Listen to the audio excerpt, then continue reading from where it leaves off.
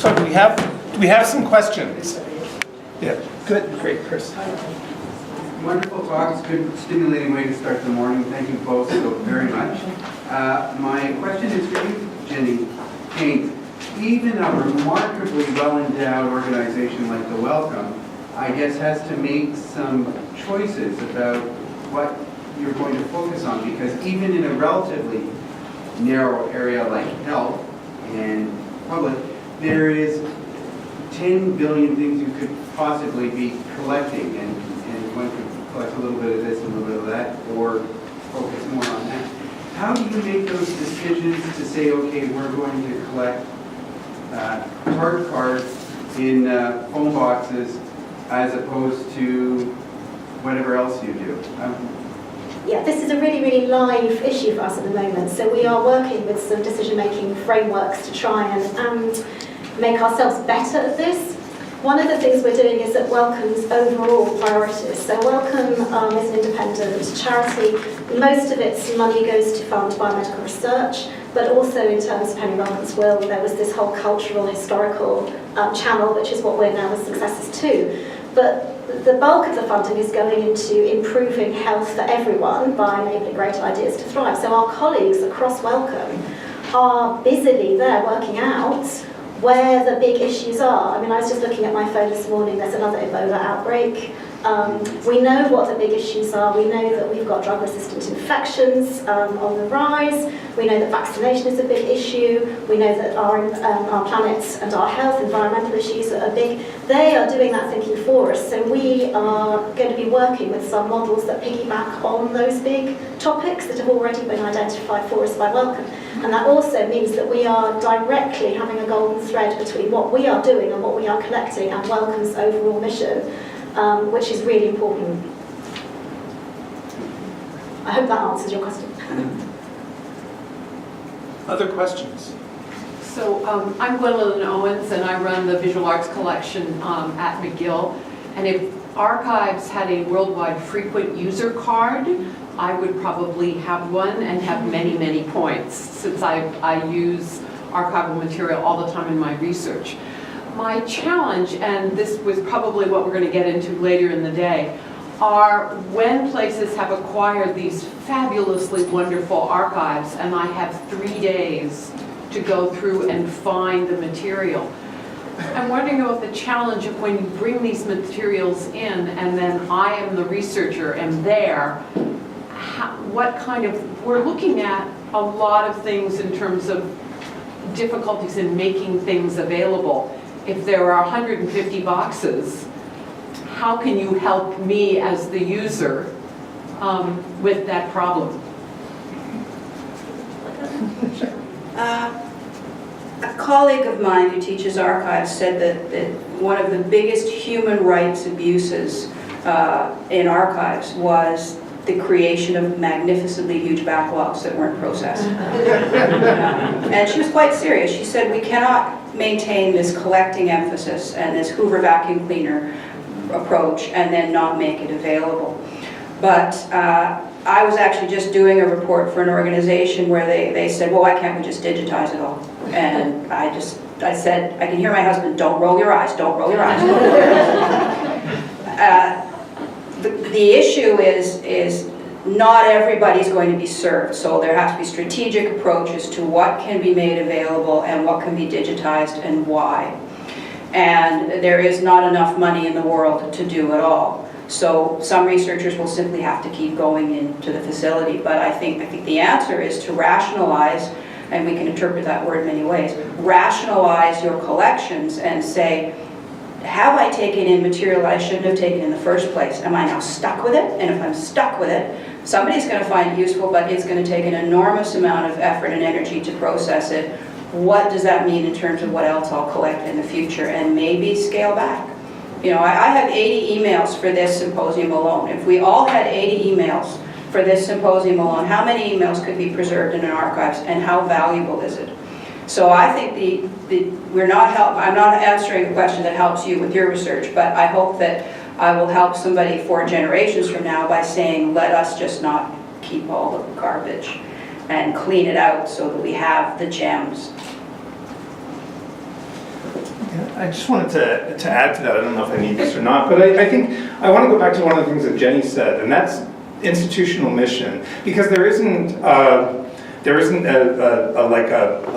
cutout archival patron, and you don't serve students working on undergraduate papers in exactly the same way with exactly the same approaches and tools that you do researchers who are working on book-length projects over 10 years.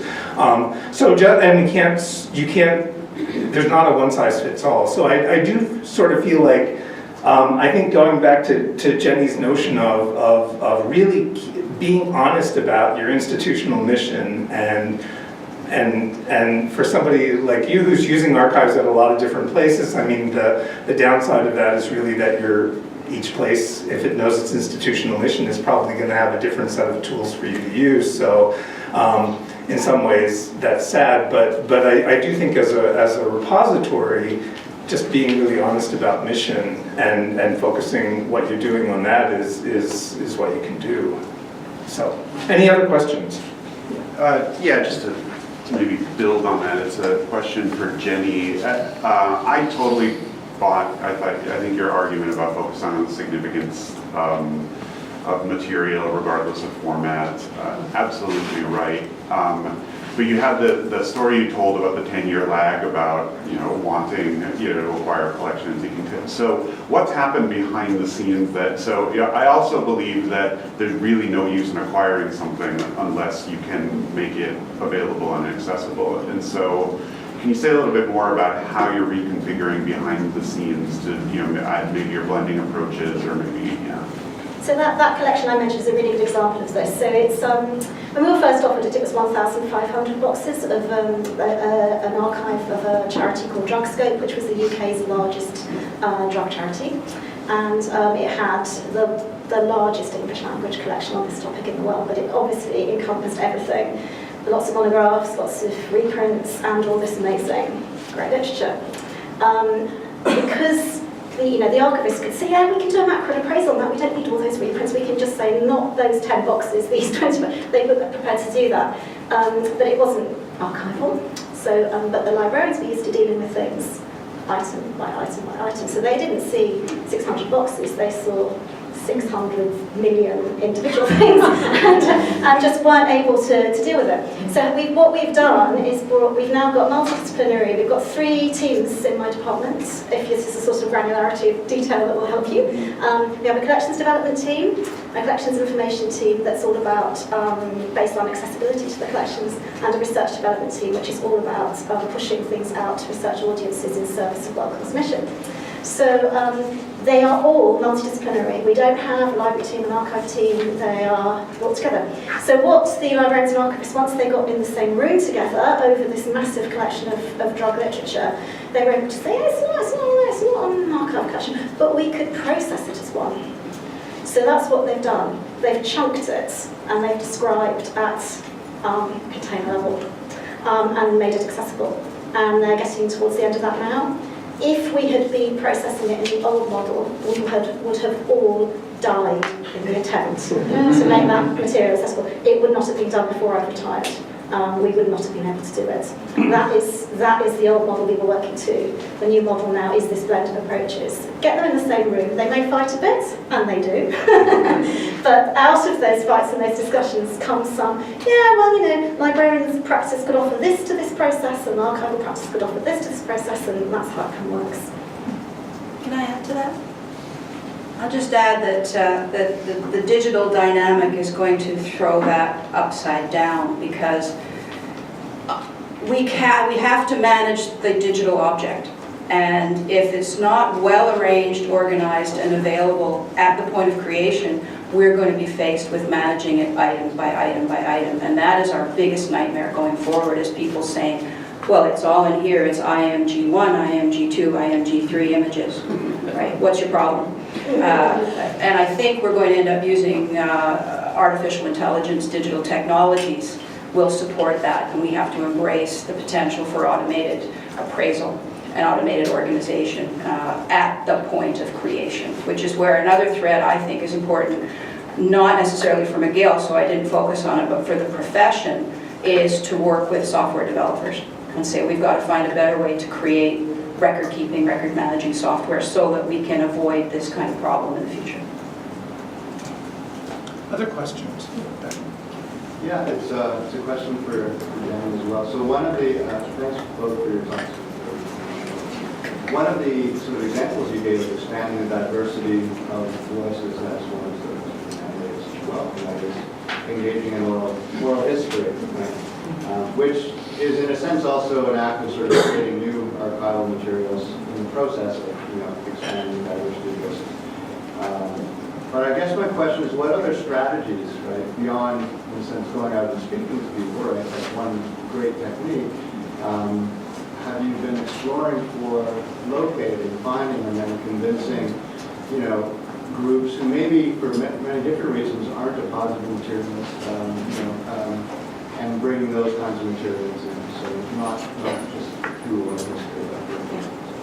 So the example I didn't have time to talk about because I was keeping to my 15 minutes, but now I've got a chance to talk about, is a new initiative that we're about to get underway, starting I think while I'm away here, on new reproductive technologies. So they are affecting the most basic family units, they're affecting society at a really basic level. If, that's clearly something that should be really important to us to document. What we're doing is we're bringing a team together from across Wellcome, so beyond Wellcome Collection, we're bringing people from our funding division and from our ethics department together to work on this. And they're going to be coming together for 4 sprints a year, so they will sit in the same room at the same time for a week at a time to work through how we're going to do this. So they already have a lot of contacts. We kicked off with a workshop where we brought together numbers of assisted reproduction, people working in assisted reproduction, numbers of people who were campaigners on this issue. So we brought them together to inform our initial strategy, and we've got a long list of you should talk to this person, this person, that community group. What about this website, that blog, you should read this. We've already got more leads than we can sensibly follow up. So I think what we're doing is we're not going to measure the success of this initiative by the amount of collections that we bring in. I think that's the really crucial point. We can't guarantee that will happen, but we can raise awareness amongst all those people that they maybe want to think about what they do with some of that it's an important issue, that we are interested in it, and that other archives will be interested in it. So that's kind of how we're working. And it's really new for us to be working in this way, so it'll be really interesting to see what comes out of this particular initiative. But early signs is that it's generating such a lot of excitement. I'm fully, I'm really quite pleased with how it's going. Mary, did you have a question? That's okay. Anybody else? No? Then it can... I think there is one. Did I miss that hand? Great, thank you. My question is for Laura.